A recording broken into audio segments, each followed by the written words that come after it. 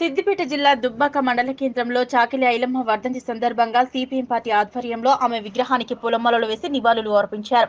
అనంతరం CPM party Siddipet జిల్లా కార్యదర్శి వర్గ సభ్యులు జి భాస్కర్ మాట్లాడుతూ ఆనాడు తెలంగాణ రైతాంగ సాయుధ పోరాటంలో పోరాటాలు చేశారని, విష్ణుని ద్వారా అరాచకాలకు వ్యతిరేకంగా తిరుగుబాటు చేసిన మొదటి తరం మహిళా నాయకురాలు, కమ్యూనిస్టు పార్టీ సభ్యురాలిగా చేరి భూమి కోసం, ముక్తి కోసం, వెట్టి చాకిరి విముక్తి కోసం పోరాడిన వీరవనిత చాకలి ఐలమ్మ అని గుర్తు చేశారు. రజాకార్ల ఆధ్వర్యంలో పటేల్ పట్వారీ విధానాన్ని వ్యతిరేకిస్తూ బాంచన్ కాల్ముక్త అనే బానిసతత్వాన్ని నుంచి ఈ ప్రాంత ప్రజలకు విముక్తి రావాలని, దున్నేవాడికే భూమి కావాలని జరిగిన పోరాటంలో పాల్గొన్న మహాయోధురాలు ఐలమ్మ అని గుర్తు చేశారు.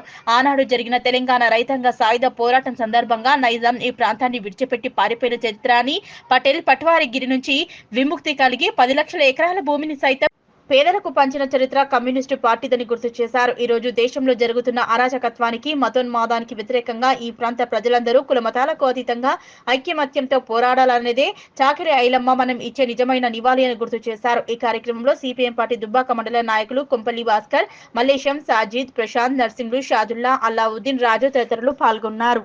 జిల్లా దుబ్బాక మండల కేంద్రంలో కామ్రేడ్ చాకలి ఐలమ్మ గారి వర్ధంతి సందర్భంగా సిపిఎం పార్టీ ఆధ్వర్యంలో పూలమాలేసి నివాళులు అర్పించడం జరిగింది. తెలంగాణ సాయుధ రైతాంగ పోరాటంలో ముఖ్య భూమిక పోషించినటువంటి మహాయోధురాలు కామ్రేడ్ చాకలి ఐలమ్మ గారు. చాకలి ఐలమ్మ గారు కమ్యూనిస్ట్ పార్టీలో సభ్యత్వం తీసుకొని కమ్యూనిస్ట్ పార్టీ ఆధ్వర్యంలో ఆనాడు జరిగిన పోరాటంలో ముఖ్య భూమిక పోషించారు. ముఖ్యంగా ఈ ప్రాంతంలో బాంచన్ కాల్ముక్త అనేటువంటి వెట్టి చాకిరి విముక్తి కోసం, భూమి కోసం, భక్తి కోసము జరిగిన పోరాటంలో తిరుగుబాటులో మొదటి నాయకురాలుగా, మహిళా నాయకురాలుగా ఐలమ్మ గారు ఉన్నారు.